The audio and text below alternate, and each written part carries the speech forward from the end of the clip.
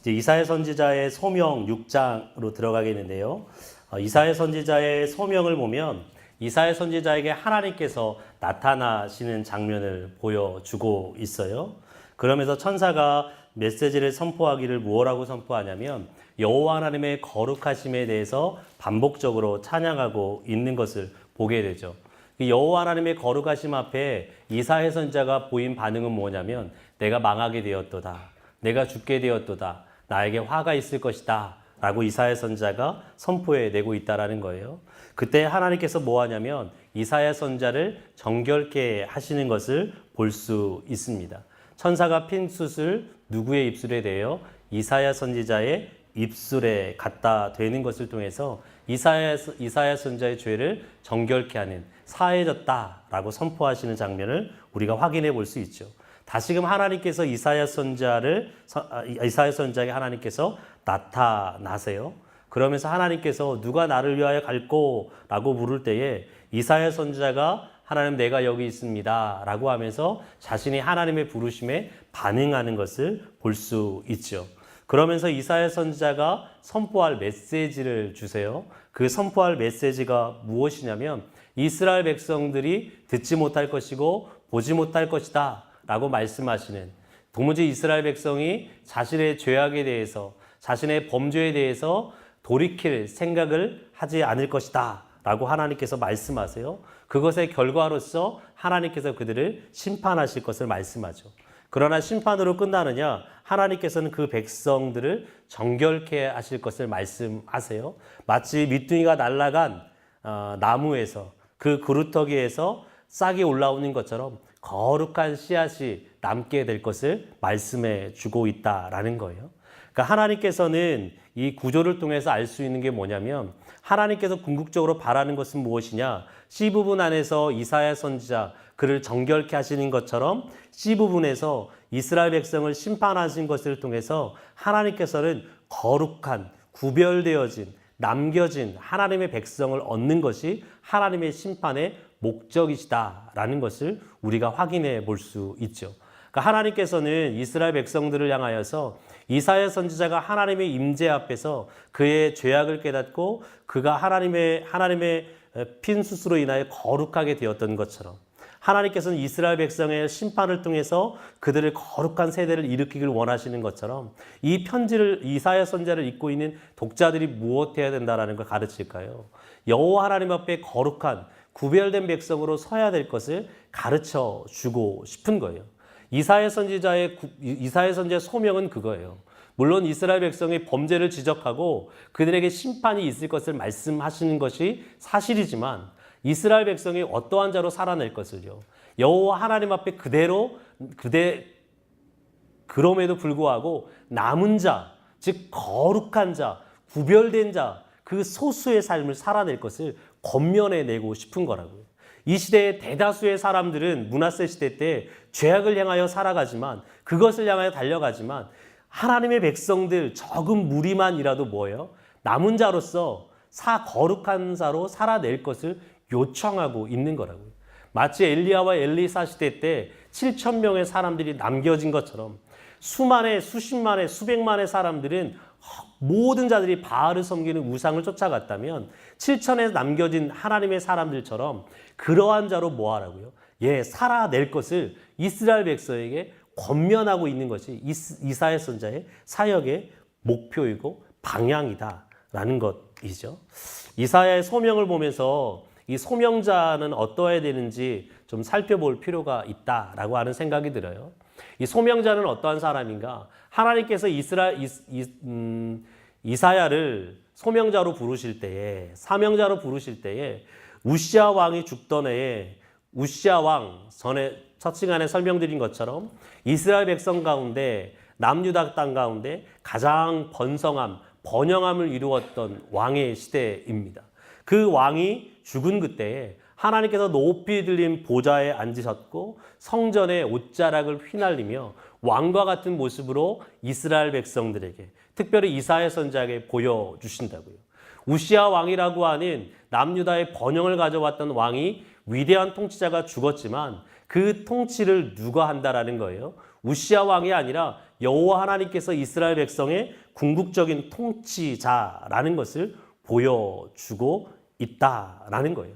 어찌됐든 간에 하나님께서 이사야 선지자를 부르실 때에 하나님께서 영광의 모습으로 임하시는 장면을 보여주고 있어요.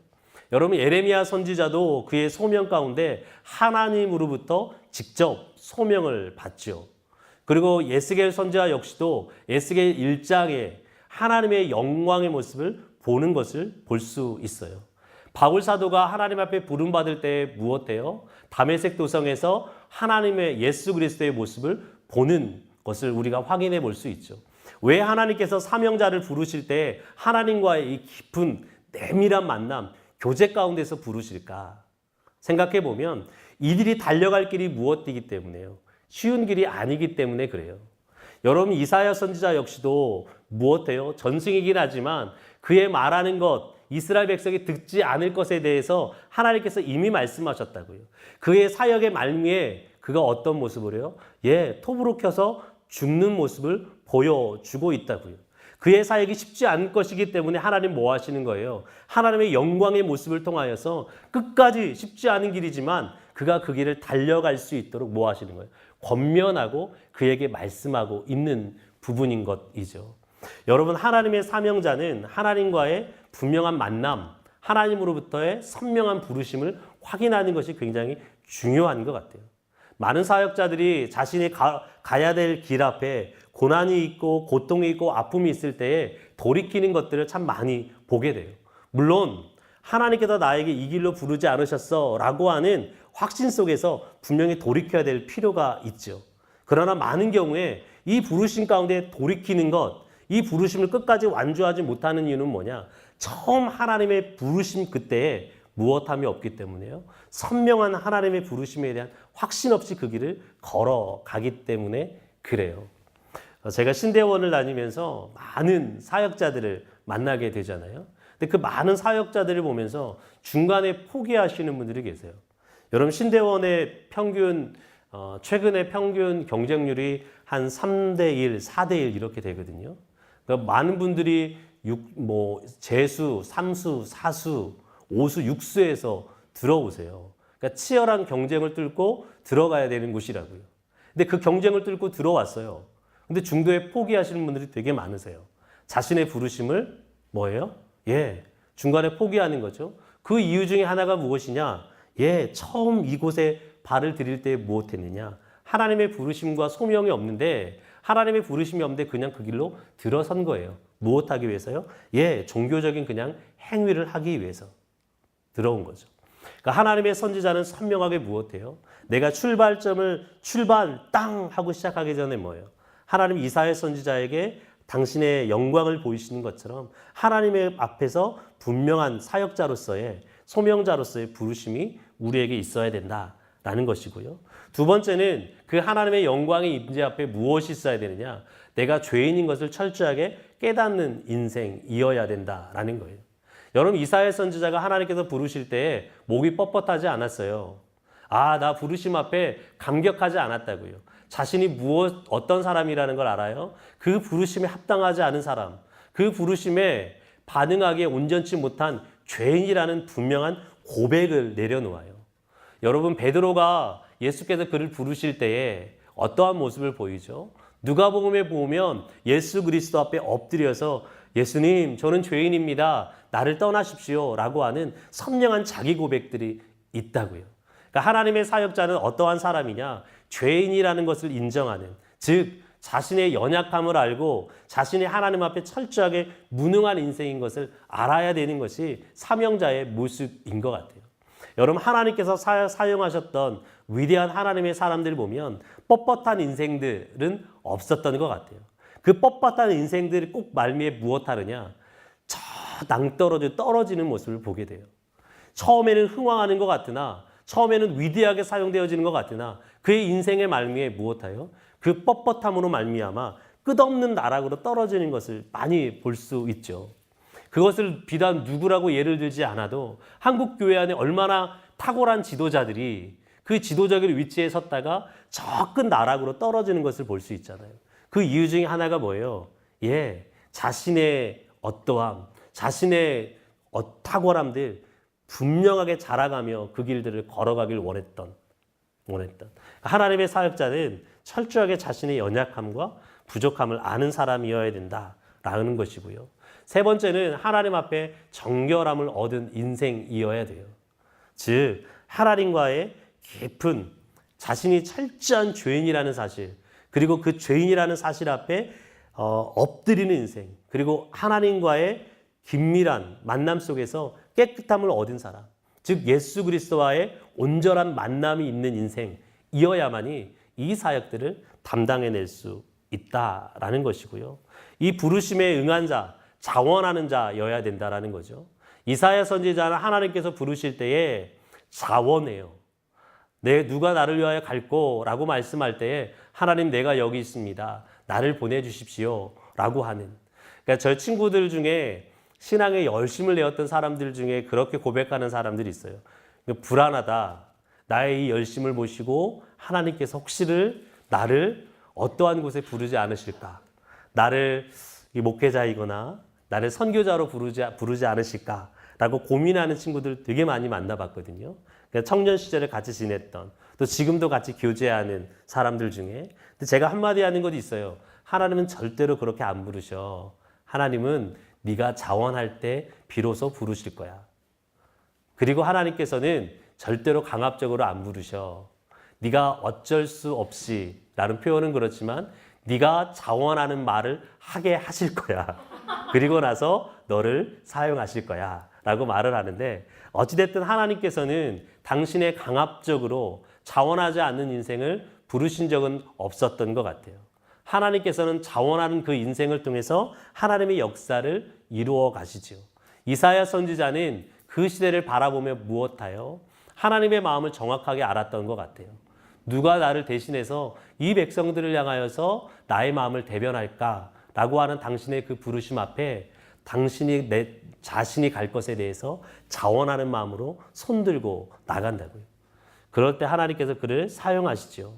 베드로도 그렇고 믿음의 사도들도 그렇고 예수께서 업으로 부르실 때에 하나같이 그들은 자원함으로 따라가는 사람들, 그들을 통해서 하나님의 역사가 이루어져 가는 것을 확인해 볼 수 있죠.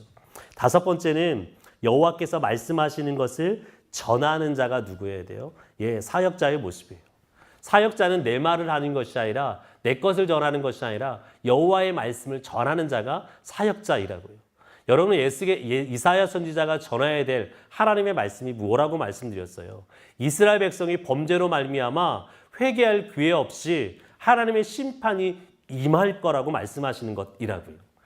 마치 거대한 나무가 밑둥그리가 끊어져서 구루터기만 남아있는.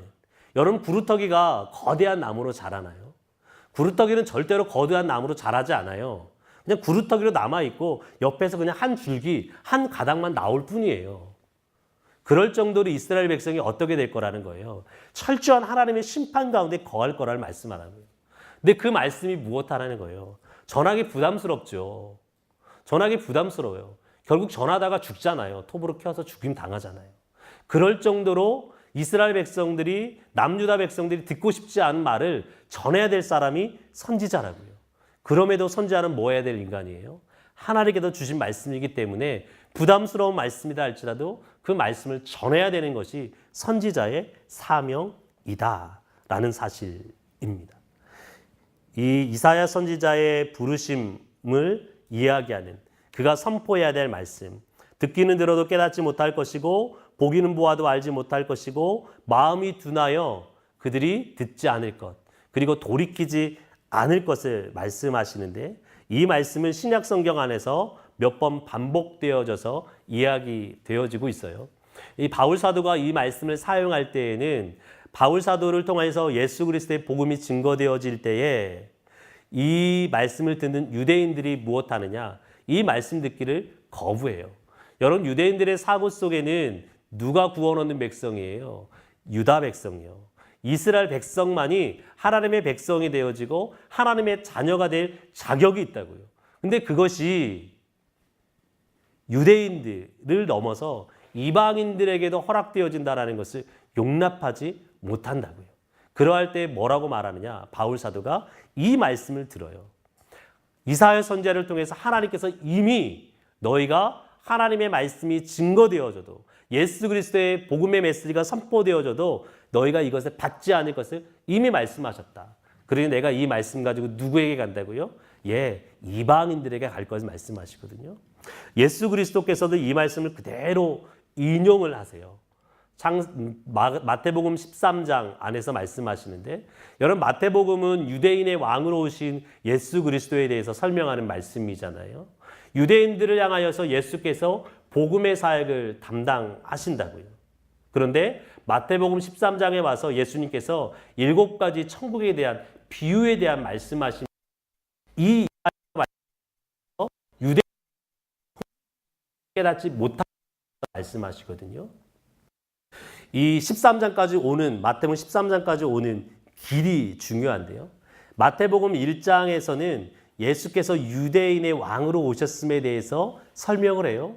그리고 2장에서 3장까지는 7가지 구약의 예언의 말씀이 예수 그리스도의 안에서 성취됐다라는 것을 통해서 예수님께서 참으로 유대인들이 기대하는 왕, 메시아라는 사실에 대해서 설명을 한다고요.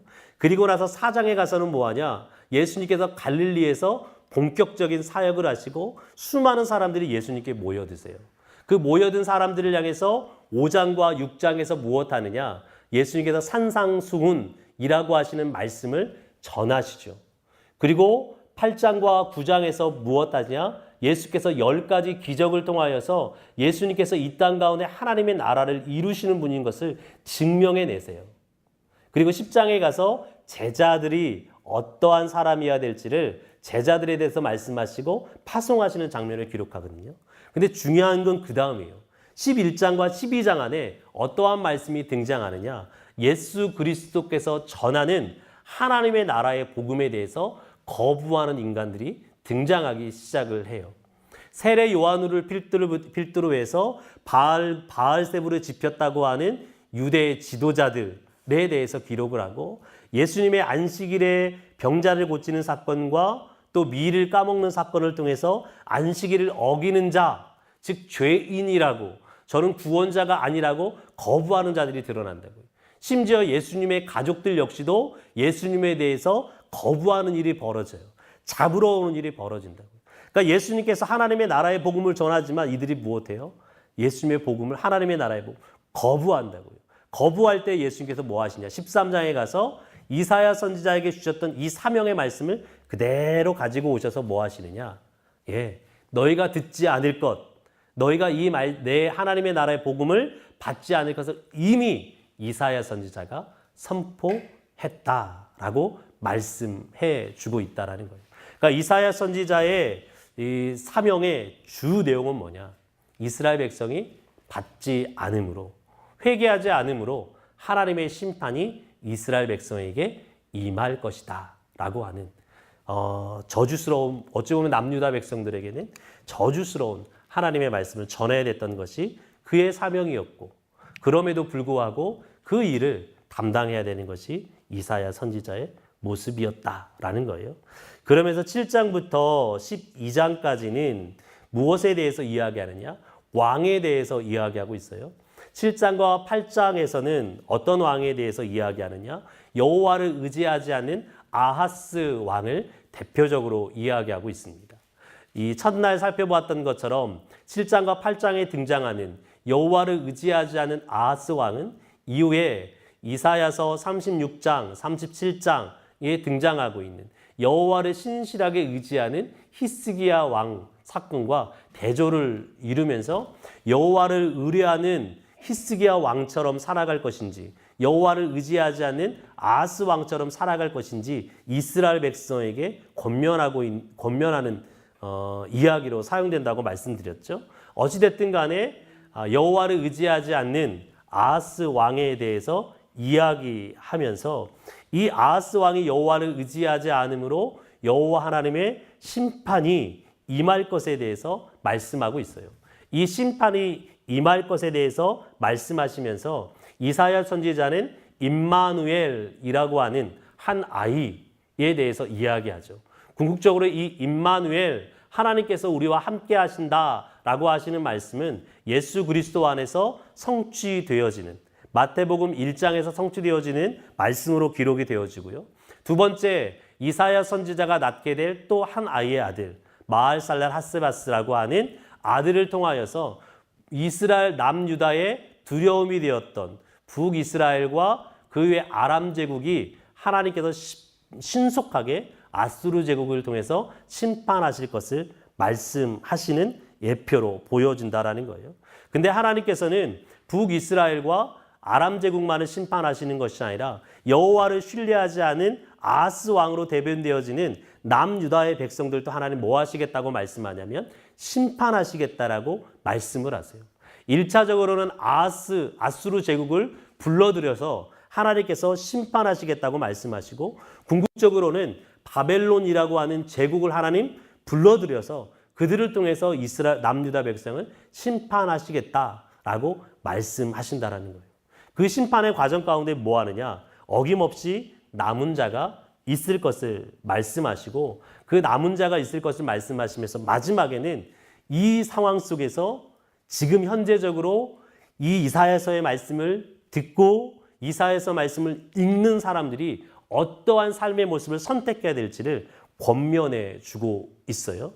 그러면서 9장과 11장, 9장부터 12장까지는 두 명의 메시아를 기록을 하고 있거든요. 9장 1절에서 7절 말씀을 통해서 메시아에 대해서 이야기하고 있고, 11장 1절에서 5절까지 또 메시아에 대해서 이야기하고 있어요. 즉 아하스 왕, 여호와를 신뢰하지 않는 아하스 왕과 대조되어지는 여호와 하나님의 영에 붙잡혀서 여호와를 경외하는 것을 기쁨을 삼는, 여호와의 공의와 정의로 이 땅을 통치할 참된 왕, 참된 메시아가 이 땅에 임할 것을 말씀해 주고 있다라는 거예요. 여러분, 먼 미래적으로 이 왕들이 드러날 것을, 메시아가 드러날 것은 왜 그럴까요? 예, 현재 므낫세 왕의 시대라고요. 므낫세 왕은 어떤 왕이에요? 예, 악한 왕 중에 악한 왕이라고요. 그 시대를 살아가는 므낫세 왕, 결국 그가 추구해야 될 왕의 모델이 뭐라는 거예요? 이사야 선지자가 이야기하고 있는 참된 왕되는 메시아의 모습처럼, 제시되어진 모습처럼 그 모습으로 통치해야 된다라는 거예요. 그리고 또 한 가지는 그렇게 통치하지 않는 누구요? 예, 므낫세 왕의 시대를 살아가는 남유다 백성들을 향하여서 그것이 절망이 아니라 궁극적으로 하나님께서는 이 땅 가운데 어떤 왕이에요? 참된 왕을 등장시키셔서 하나님의 공의와 정의가 흐르는 그 나라를 만들어낼 것을 말씀하신다고요. 여러분, 한편으로는 우리가 이 말씀을 들으면서 그렇게 생각해낼 수도 있어요. 아니, 그 왕이 우리와 무슨 의미가 있는가? 나는 지금 고난과 고통 가운데 이 므낫세 왕이라고 하는 악한 왕의 통치 아래서 살아가고 있는데, 먼 미래에 이 공의롭고 정의로운 왕이 온들 나와 무슨 상관이 있는가라고 생각할 수 있다라는 것이죠. 생각할 수 있다라는 것이죠. 근데 여러분, 하나님께서는 보여주고자 하는 게 그거죠. 하나님의 역사는 단순하게 이 땅에서 끝나는 것이 아니라 지금에서부터 출발해서 앞으로 언젠가 모르는 그 먼 미래에 이 땅 가운데 분명히 이루어질 것을 하나님 모델로서 성경 안에서 보여주고 있다고요. 이것을 통해서 보여주고자 하는 건 뭐냐면, 이 먼 미래에 이루어질 하나님의 그 나라, 이 땅 가운데 현재적으로 이루어지지 않는 그 하나님의 나라이긴 하지만 우리가 궁극적으로 추구해야 될 것은 뭐예요? 이 땅 가운데 실현해야 될 것은, 먼 미래에 실현되어질 하나님의 나라를 그냥 먼 미래에 이루어질 것이니까 그때 가서 보자, 아니 죽어서 저 세상에서 가서 보자 라고 하는 것이 하나님의 나라의 신학이 아니죠. 성경에서 이야기하고자 하는 것은 끊임없이 현재예요. 끊임없이 이 땅 가운데 하나님의 나라를 이루기 위해서 하나님의 공의와 정의가 실현되는 그 나라를 이루게 하는 것이 하나님의 원하시고 하나님의 바라심이라고요. 여러분, 성경 안에서 하나님께서 끊임없이 실패하시면서도 하나님께서 계속적으로 인생들 가운데 기회를 주시면서 이 땅 가운데 하나님의 나라를 이뤄가기를 소원하세요. 그것이 뭐예요? 하나님의 마음인 거죠. 그것이 하나님의 계획인 모습인 거죠. 여러분, 내 아들이 있어요. 내 딸이 있어요. 내 아들과 딸을 향한 이상적인 모습이 있죠. 그가 하나님의 말씀을 쫓아 하나님을 예배하는 자로, 하나님을 경외하는 자로, 하나님의 말씀을 행하면서 하나님의 통치 아래 살아가는 것, 그것이 우리의 모습이잖아요. 근데 그를 교육하고 훈련하고 연단하지만, 그렇게 살아가기를 소원하지만, 그가 그렇게 살아가지 않을 때에, 한번 그렇게 살아나지 않을 때 싹도 끊어버리나요? 그렇지 않죠. 그럼에도 불구하고 포기하지 않고 여전히 이상적인 모습을 그리면서 이 땅과 지금 현재 내 아들과 내 딸을 통해서 그러한 삶이 살아내지기를 소원하죠. 바라지요. 하나님도 동일하시다라는 거예요. 먼 미래의 이야기지만 현재 살아가는 이스라엘 백성들에게 요구하는 거예요. 내가 요구하는 왕의 모습, 내가 통치할 나라가 이것이야. 현재 므낫세라고 하는 왕의 통치가 있지만 그것이 곤란이 되고 공고가 되어지고 아픔이 되어지기는 하지만 그럼에도 불구하고 끊임없이 이 땅 가운데 그들이 추구해야 돼요. 끊임없이 이 땅 가운데 그들이 바라봐야 될 거 뭐라고요? 실현될 것은 이런 왕의 모델들이라는 것을 보여주고 싶은 것이죠. 이사야서 아하스 왕의 통치 아래서 아하스 왕은 철저하게 여호와 하나님을 신뢰하지 못하는 모습을 보여주고 있어요. 대표적으로 아하스 왕을 향해서 이사야 선지자가 한 징표를 구하라고 말할 때 그가 징표를 구하지 않습니다.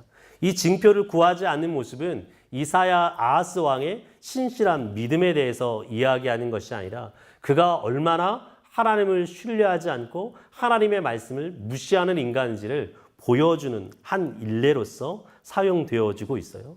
즉 여호와 하나님을 신실하게 신뢰하지 못하는, 여호와 하나님을 의지하지 못하는 아하스 왕과 그 시대 사람들을 하나님 심판하시겠다라고 말씀하시면서 이 하나님께서는 남은 자에 대해서 말씀하시는데 이 남은 자들을 향하여서 하나님께서 어떤 자가 되어줄 걸 말씀하느냐? 성소가 되어질 것을 말씀하세요. 이 하나님께서는 그들 가운데 성소가 되어진다라는 것은 어떤 의미가 있냐면 여러분 이스라엘 백성들이 하나님의 백성 되어지는 징표가 무엇이냐? 하나님의 성전이었어요. 하나님의 성전이 있다라는 것은 이스라엘 백성들에게는 하나님께서 그 가운데 임재하셔서 그들의 보호자가 되시고 그들을 지키는 자가 되시고 그들과 함께 하신다라는 것의 상징으로서 성전의 의미가 있다고요. 하나님께서는 그들에게 남은 자들에게 성소가 되어주겠다고 말씀하세요. 그 멸망 이후에 모두 다 멸망해서 하나님이 없는 것 같이 보여지나 이스라엘 백성에 남아있는 그들을 향해서 성소가 되시면서 그들 가운데 임재하시며 그들을 보호하시며 그들을 지키시는 자, 그들을 품는 자가 되겠다고 말씀하시면서 그들 남아있는 자가 어떠한 태도, 즉 하나님의 임재와 보호 가운데 거하는 자들이 어떠한 태도를 보여야 될 것을 말씀하냐면 세상이 두려워하는 것을 두려워하지 말며 놀라지 말라. 만군의 여호와를 두려워하며 무서워할 자로 삼으라.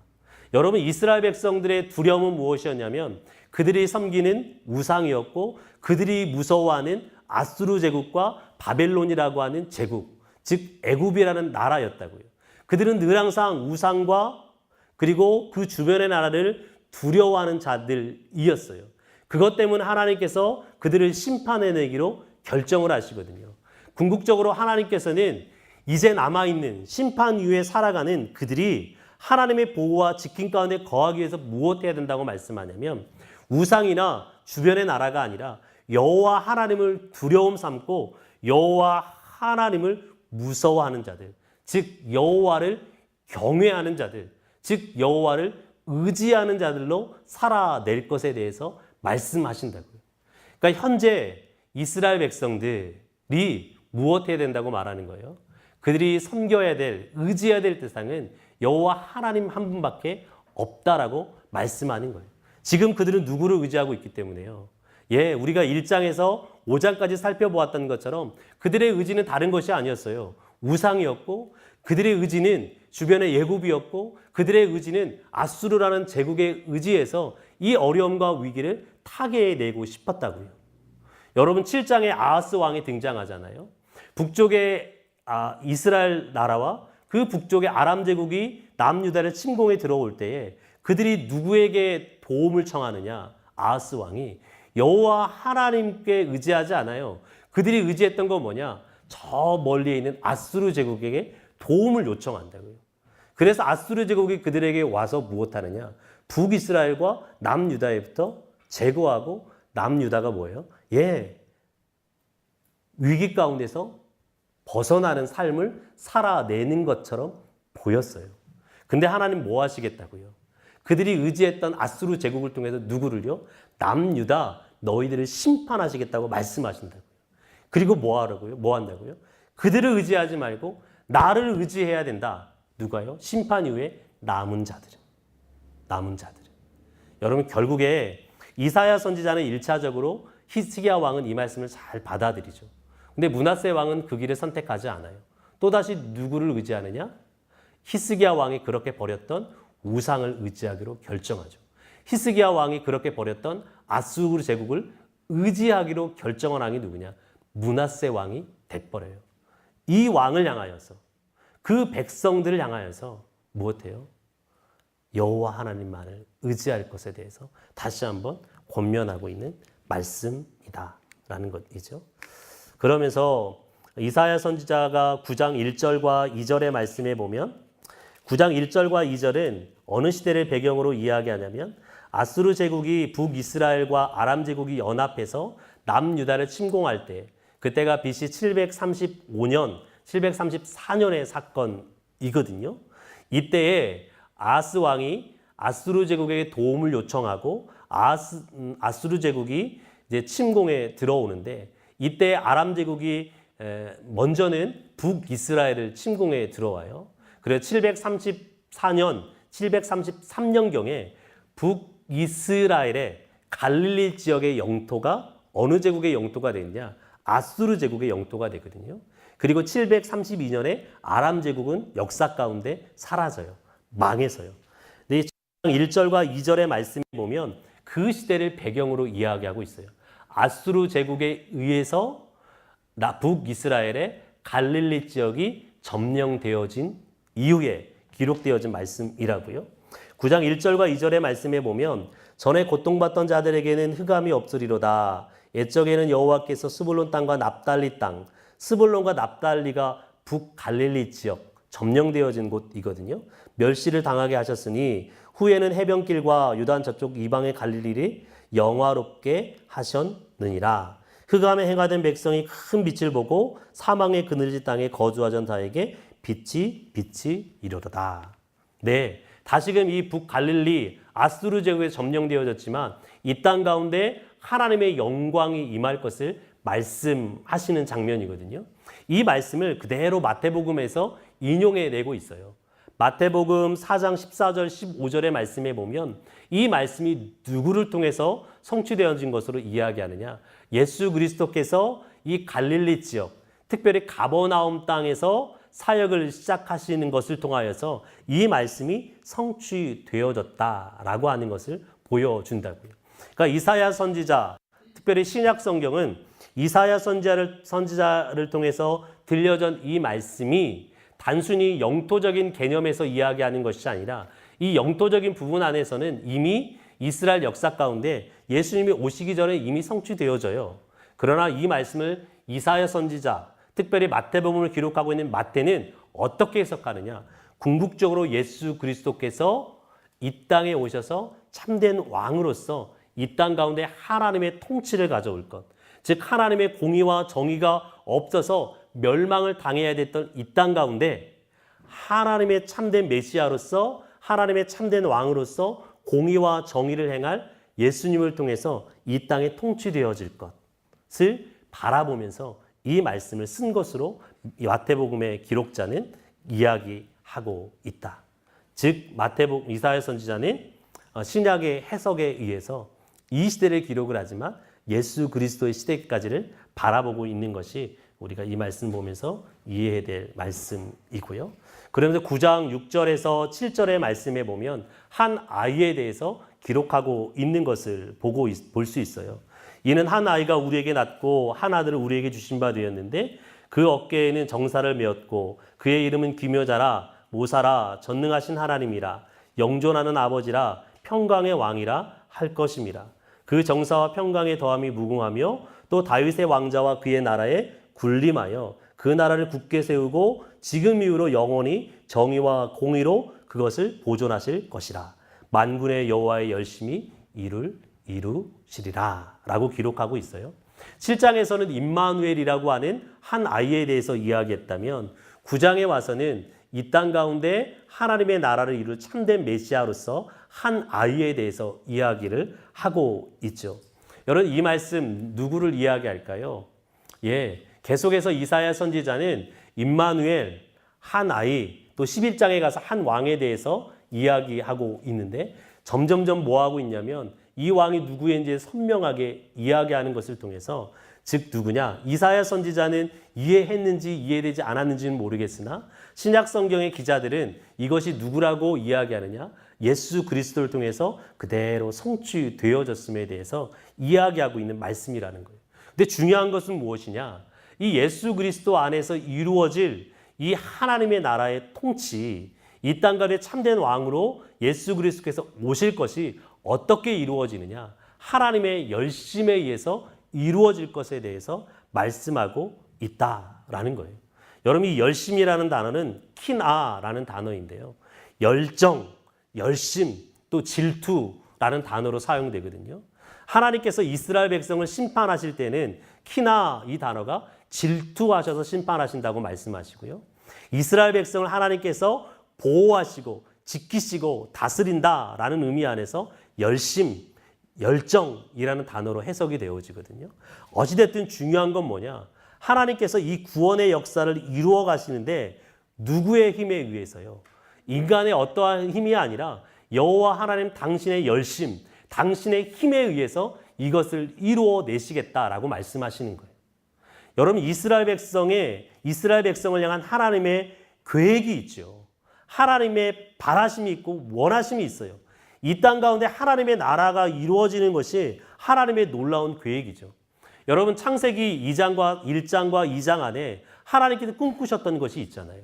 하나님께서는 에덴 동산이라고 하는 그 땅 가운데 아담과 하와라고 하는 하나님의 백성들을 통하여서 하나님께서 허락하신 선악을 알게 하는 나무 열매를 따먹지 말라고 하는 하나님의 규례, 하나님의 통치가 이루어지기를 기대하셨다고요.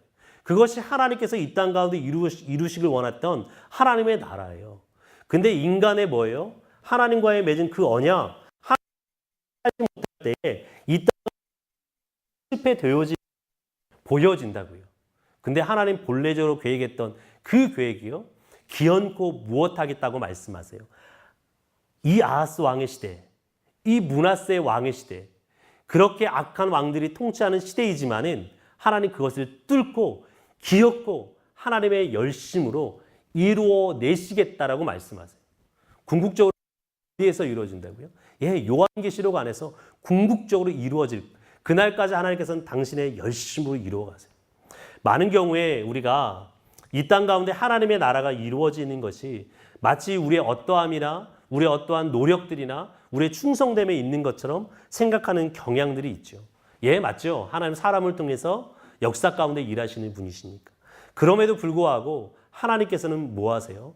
당신 스스로의 열심과 당신 스스로의 어떠함으로 그 역사를 이끌어가고 계신다라는 사실이에요. 지금 이 시대를 살아가는 우리들에게도 하나님의 백성들에게도 많은 안타까움들이 있죠. 어려움들이 있죠. 하나님의 귀한 교회가 지금이라도 금방 망할 것처럼 느껴지는 상황과 현실들이 있다라는 거죠. 좁게는 우리의 가정 안에, 좁게는 내가 섬기고 있는 공동체 안에, 좁게는 내가 섬기고 있는 교회 안에 그런 모습이 있을 수 있죠. 제가 이 조천교회 청소년부를 섬기고 있는데요. 매주마다 마음에 참 절망을 하게 돼요. 절망을 하게 돼요. 제가 그전에는 사역을 할 때 청년 사역을 계속 담당했거든요. 청년 사역하고 교구 사역하고. 그러니까 청년들은 그래도 이야기할 만해요. 청년들은 그래도 뭔가 반응이 있다고요. 기부하면 테이크 되어지는 것들이 있어요. 근데 이 인간들이 왜 사역자분들이, 청소년 사역자들이 외계인이라고 하는지를 알겠더라고요. 그러니까 제가 매주마다 결정하는 게 있어요. 나는 외계인을 만나러 간다. 나는 외계인을 만나러 간다. 나는 그 결정 속에 들어가기로 결정을 했는데, 제가 최근에 한 3주, 4주 전부터 새벽 예배를 나가기 시작했거든요. 새벽 예배를 나가기 시작했는데, 그 원인 중에 하나가 이 청소년부 때문에 그래요. 청소년부 때문에. 그러니까 가면 갈수록 더 인정하게 되고, 가면 갈수록 더 고백하게 되는 것은, 내 어떠한 말로, 내 어떠한 섬김으로 이 인간들을, 이 외계인들을 지구인으로 만들어낼 수는 없구나 라고 하는 생각들을 하게 되더라고요. 결국에 하나님께서 개입하시고, 결국에 하나님께서 역사하시고, 결국에 하나님께서 이들 가운데 일하셔야만 이들이 정말 하나님의 사람으로 살아내겠구나 라고 하는 생각들을 가지게 되더라고요.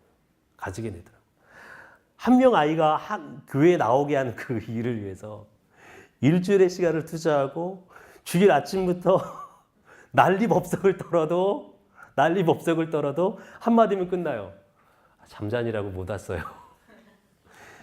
그 난리법석을 떨어도 엄마가 가지 말래요. 난리법석을 떨어도 어디 가야 돼요. 그 한마디면 주일에 나오는 것이 물거품이 되더라고요. 내 한계구나. 선생님들에게도 이야기하면서 우리의 한계, 그러니 기도하고 여호와께 의지하는 방법밖에 없습니다 라고 계속해서 되뇌이게 되는 결국에 하나님의 나라가 이 땅 가운데 이루어지지 않은 것 같은 므낫세 왕의 시대예요. 아하스 왕의 시대, 가장 악한 왕 중에 하나도 아하스 왕이거든요. 그 다음 최고로 악한 왕 므낫세 왕의 시대. 하나님의 공의와 정의가 이 땅 가운데 실현되지 않는 것 시대인 것 같으나, 하나님은 결국 뭐 하세요? 하나님은 당신의 열심으로 기어코 이 땅 가운데 하나님의 공의와 정의가 흐르는 그 나라를 만들어내시겠다라고 하는 것이 여호와 하나님의 계획이고 다짐이라는 거예요.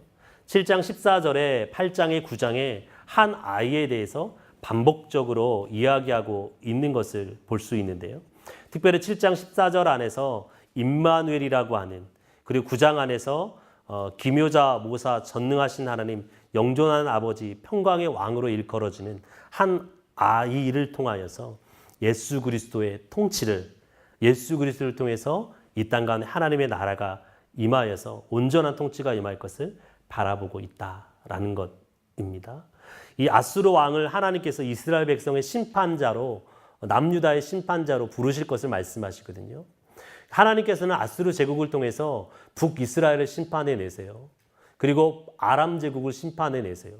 그리고 남유다도 아수르 제국을 통해서 심판해 내시거든요. 이 5절에 보면 나의 진노의 막대기, 그 손의 몽둥이는 나의 분노, 도끼, 톰, 막대기, 몽둥이, 막대기, 몽둥이. 중요한 건 뭐냐? 하나님께서 아수르 제국을 불러내실 때에 무엇라고 말씀하시냐?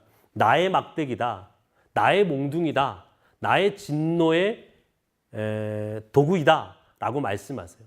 결국에 하나님께서는 아수르 제국이 오는 것, 누구 때문에 온다라고요? 여호와 하나님께서 남유다와 북이스라엘과 아람 제국을 심판하기 위해서 그들을 불러내는 도구로 사용하고 있다라고 말씀하고 있는 거예요. 남유다 백성들에게, 이스라엘 백성들에게 아수르 제국은 이루 말할 수 없는 거대한 제국이죠. 이루 범접할 수 없는 제국이라고요. 벌벌 떨어야 되는 제국이라고요. 근데 그들 역시도 누구의 도구에 불과해요? 여호와 하나님의 도구에 불과하다라고 말씀하신다고요. 그리고 나서 하나님 뭐라고 말씀하시냐? 그들 역시도 하나님께서 심판해 내리겠다고 말씀하세요. 하나님께서 그들을 심판하신 이유가 뭔지 아세요? 하나님의 도구가 하나님과 다른 뜻과 생각을 가지고 행하는 것 때문에. 하나님께서는 아수르 제국을, 남유다를, 북이스라엘을 심판하는 도구로만 사용하기를 원하셨어요. 근데 그들이 뭐예요? 하나님의 이런 계획과는 다르게 그 계획을 뛰어넘어서 뭐예요? 자신 스스로 교만해져서, 자신 스스로 높아져서 자신이 온 세상에 다스리는 자, 통치자인 것처럼 생각하고 남유다를 짓밟아버리는, 남유다를 완전히 뭉개버리는 그것을 바라보시면서 그들을 심판해 내버리겠다 라고 말씀하신다. 마치 아수르 제국을 하나님께서는 그런 경우들이 있잖아요. 물론 내가 내 선생님에게 내 아이를 체벌할 수 있는 권한을 준 거는 아니지만 암묵적으로 내 자녀가 잘못할 때에 뭐예요? 체벌할 수 있는 응답을 했죠.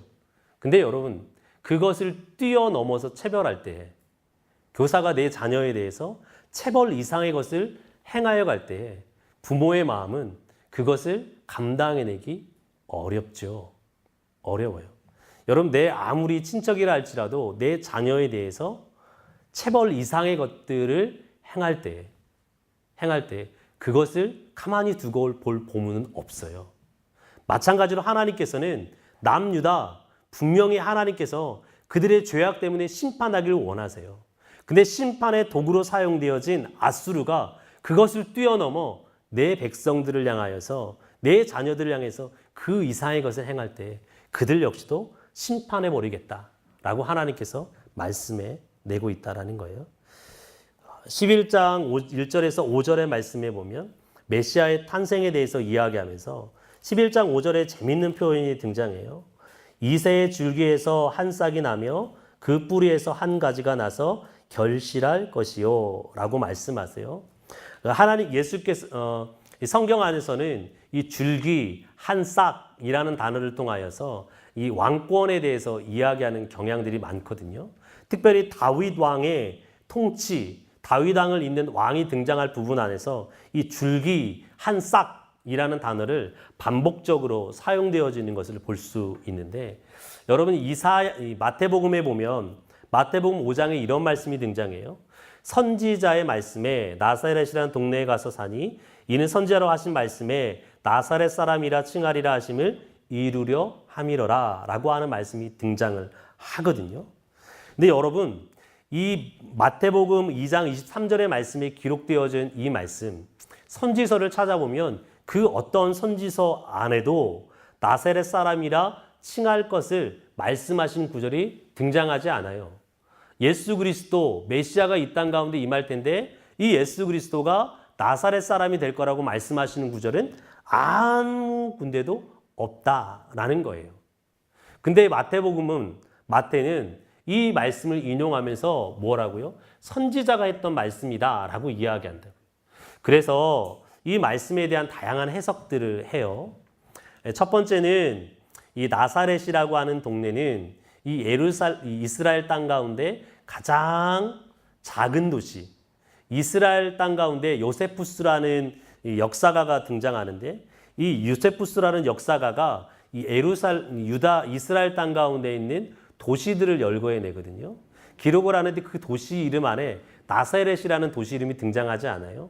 무엇을 이야기하는 거냐면 나사렛이 그만큼 어떤 도시요?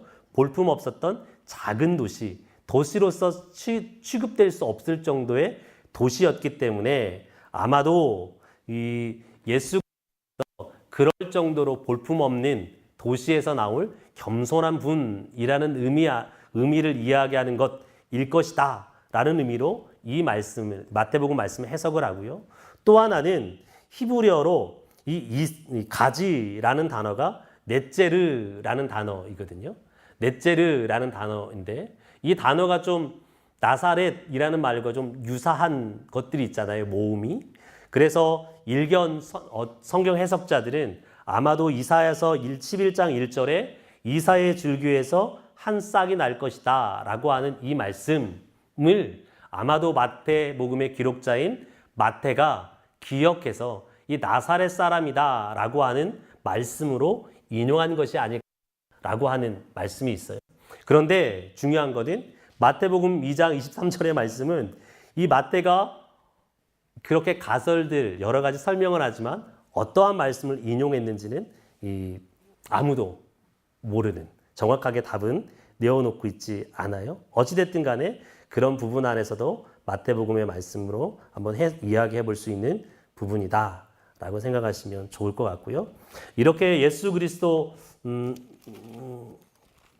1장에서 12장까지 이사야 선지자는 1장에서 이스라엘 백성의 언약을 파괴한 죄악에 대해서 이야기하고 2장부터 5장까지는 이스라엘 백성이 여호와의 율법과 말씀을 행하지 않는 공의와 정의가 상실하는 것을 이야기하면서 하나님께서 남은 자들을 구원해낼 것을 말씀하시고 6장에서 선지자의 자신의 부르심에 대해서 이야기하고 7장과 8장에서는 아하스 왕이라고 하는 여호와를 신뢰하지 않는 왕에 대해서 이야기한다면 9장부터 12장까지는 두 번에 걸쳐서 9장에 걸쳐서 9장에서 또 11장에서 아하스 왕의 통치와는 므낫세 왕의 통치와는 사뭇 다른 참된 메시아로서의 참된 왕으로서의 통치자 예수 그리스도께서 이 땅에 오셔서 다스릴 것을 말씀하고 있다라는 것입니다.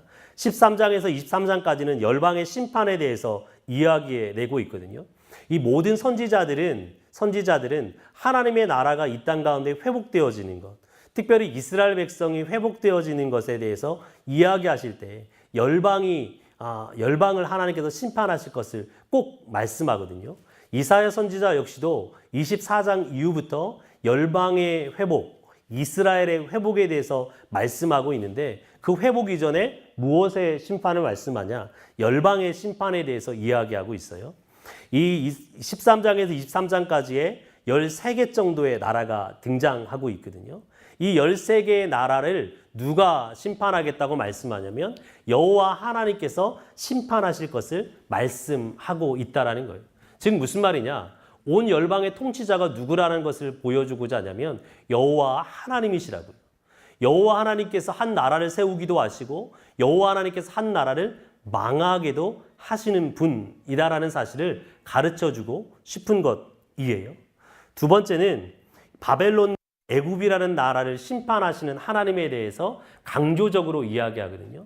다른 모든 나라들을 공평하게 똑같이 기록하는 것이 아니에요. 바벨론이라는 나라는 무려 3장에 걸쳐서 이야기를 해요. 그리고 애굽이라는 나라는 2장에 걸쳐서 이야기를 하거든요. 그러니까 이사야 선지자는 바벨론과 애굽이라는 나라를 뭐예요? 강조적으로 이야기하고 싶은 거예요. 중요한 건 뭐냐?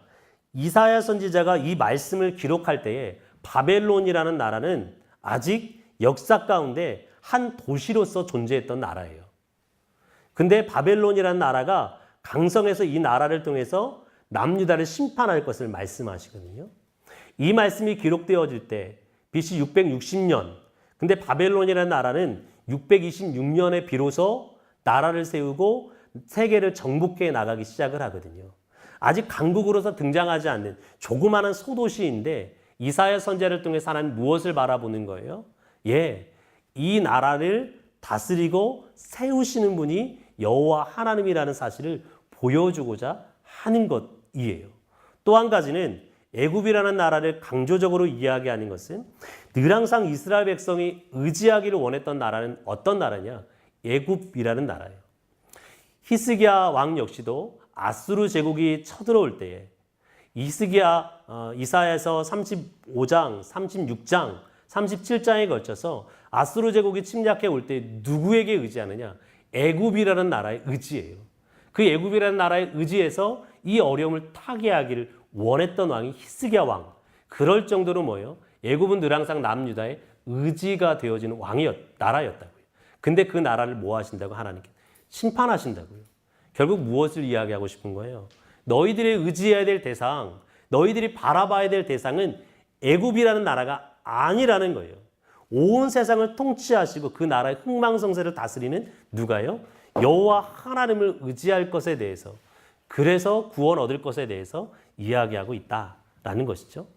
애굽이라는 나라의 멸망이 얼마나 확실한지 선지자의 행위를 하게 하세요. 여러분 이사야 선지서 안에는 선지자의 행위가 한 번 등장을 하거든요. 한 번 등장해요. 이사야 선지자에게 하나님께서 뭐라고 말씀하냐면 3년 동안 벗은 몸과 벗은 발로 돌아다녀라. 무슨 말이냐? 미친놈으로 살아라 라고 하나님 말씀하시는 거죠. 여러분 이스라엘 백성들에게 벗은 몸으로 다닌다라는 것은 이루 말할 수 없는 수치 중에 수치이죠. 수치라고요. 근데 그러고 몇 년을 돌아다니래요. 하루가 아니고 3년을 돌아다니라고 말씀하세요. 많은 분들이 이것에 대해서 이사야 선지자를 변호하기 위해서 이사야 선지자에게 옷을 벗고 다니라고 하시는 것은 이사야 선지자에게 그런 미치광이 같은 모습을 행하라고 말씀하실 분이 아니시다, 하나님은. 그래서 뭐냐? 이스라엘 백성의 옷을 입고 끈으로 묶어야 되잖아요. 치마이니까. 하나님께서 이 치마에 끈을 풀으라고 다니라고 말씀하시는 것이다. 라고 이사야를 변호해줘요. 맨발로 다니라고 이야기하는 것은, 맨발로 다니라고 하는 것은, 벗은 발로 다니라는 것은 신발을 벗고 다니라고 말씀하시는 것이다. 라고 이야기를 해준다고요. 근데 그런 것 같지는 않아요. 하나님께서 정말 이사야 선지자에게 벗은 몸과 벗은 발로 다니라고 말씀하세요. 왜 그렇게 다니라고 말씀하냐? 이것은 남유다의 심판에 대해서 이야기하는 것이 아니라 애굽이라는 나라가 뭐예요?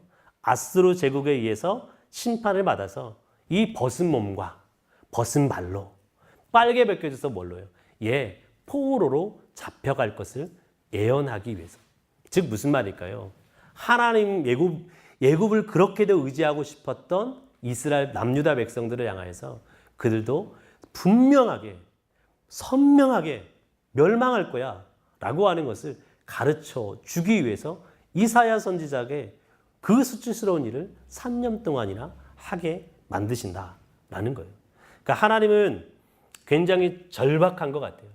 자기 백성이, 남유다 백성이 자기만을 의지하게 하기 위해서 한 선지자를 이렇게 하게 하신다. 이것은 뭐냐? 하나님의 잔인성이 있는 것이 아니라 하나님의 마음인 거죠. 그럴 정도로 하나님은 돌이키길 원하신다.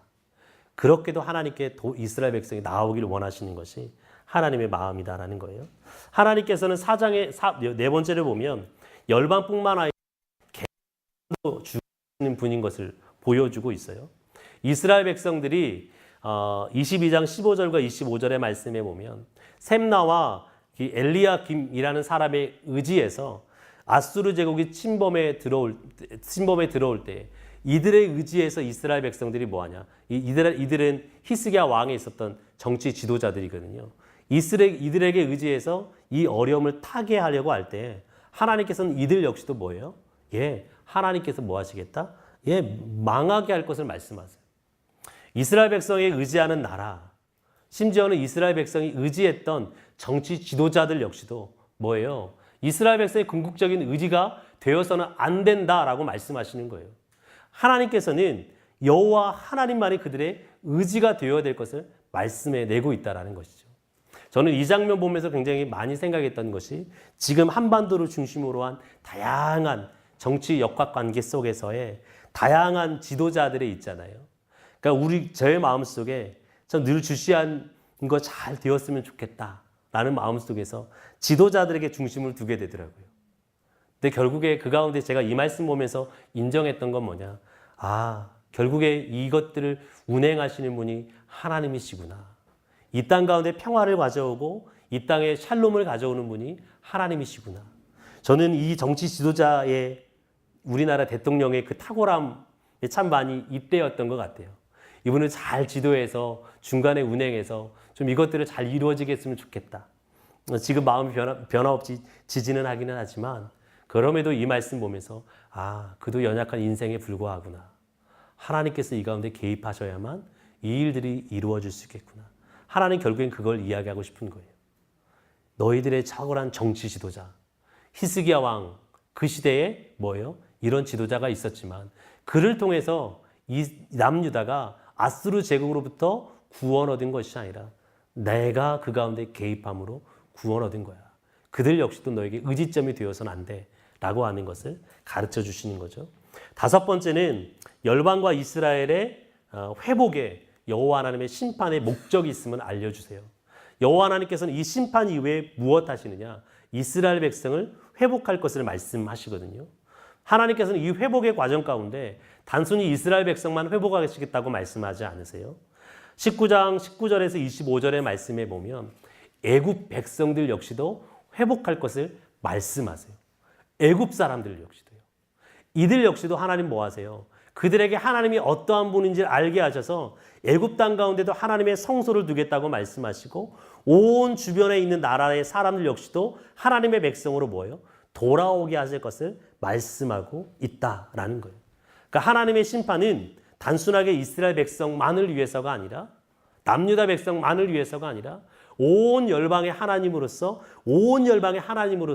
세워지기를 원하시는, 온 열방의 사람들이 여호와를 경외하는 것에 당신의 심판의 목적이 있다라는 것을 보여준다고요. 보여주세요. 마치 출애굽기 안에 10가지 재앙이 그랬던 것처럼 이 시대에도 동일하게 반복적으로 하나님의 심판을 통해서 온 백성이 하나님께 돌아오길 원하세요.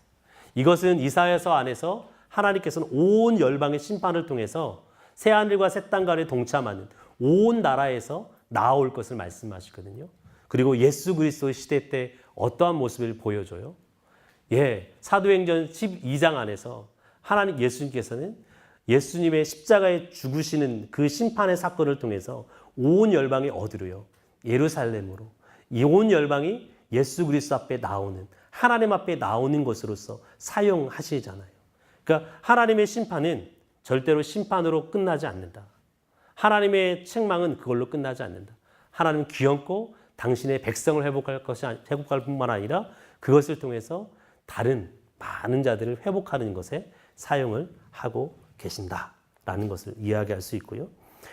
다음에 살펴보겠지만 이 열방에 심판하시는 하나님의 모습을 보여주면서 24장과 27장에서는 새하늘과 새 땅을 보여주고 있어요.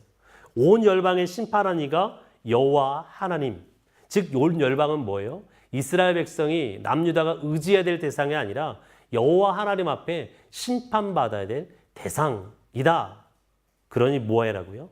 너희들을 구원할 자들은 열방이 아니라, 애굽이 아니라, 아수르가 아니라, 바벨론 제국이 아니라 누구라고요? 여호와 하나님 한 분밖에 없다라는 것을 보여주세요.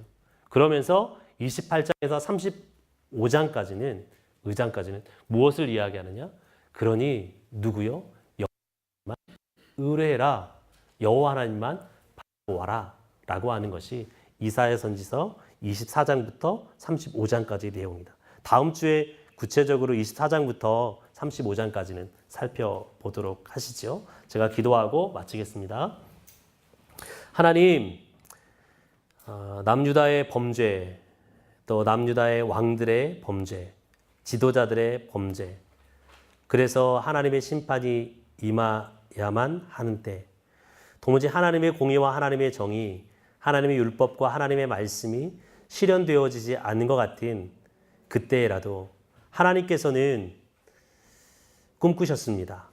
예수 그리스도를 통하여서 이 땅 가운데 하나님의 통치, 하나님의 공의와 정의가 이 땅 가운데 임하는 나라를 꿈꾸셨습니다. 그 하나님의 열심히 기었고 그것을 이루어내겠다고 말씀하신 하나님, 그렇게 이루셨고 이루어 가고 계시고 앞으로 그렇게 이루실 것을 인하여 감사합니다.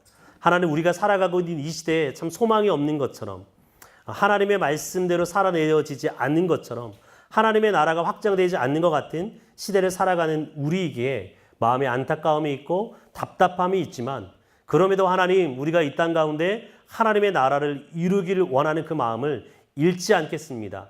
포기하지 않겠습니다. 하나님, 당신의 열심히 여전히 우리와 함께 하시기 때문이고 역사 가운데 함께 하기 때문입니다.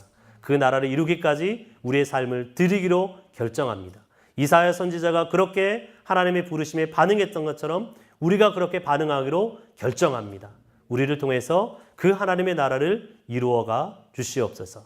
예수님의 이름으로 기도합니다. 아멘.